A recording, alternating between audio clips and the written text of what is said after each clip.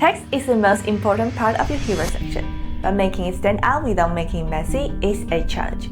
I'm MengChi. I love design that feels practical yet polished. I want my typography to have flair, but I never want to sacrifice readability. Today we are creating a gradient going text effect. You'll see it's simpler than it looks to get that fancy high-end look directly in your workflow. To follow along easily, grab the free starter file link below. Everything is ready so you can focus on leveling up your skills. Let's jump in. We'll start with this design right here. I'm using a dark background because girls always pop better in the dark. Grab the text here and make sure the fill is pure white for the best contrast. Use the scale tool to size it up 2 times, then copy it as a PNG. This keeps our resolution crisp for the next step. Let's open Photopea. First, add a black color fill layer.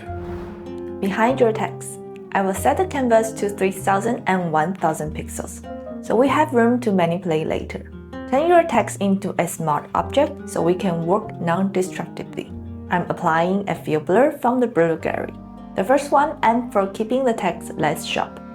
Then I like to click a few of them around and using the value 5, 10, and 20.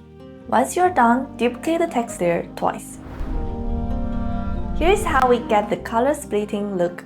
On your first copy, right-click and select Blending Options. Then uncheck the G channel. On the second copy, uncheck G and B channel. Now nudge that second copy slightly.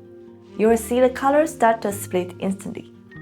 To make it more dramatic, I will double the blur values on these layers. Then change the fill layer position on the second copy.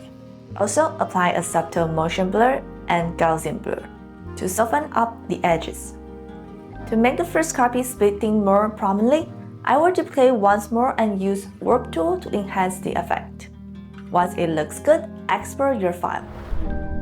Bring the exported image back in Figma and open the Gradient Mapper plugin. Shuffle through the presets until you find a combo that fits your design.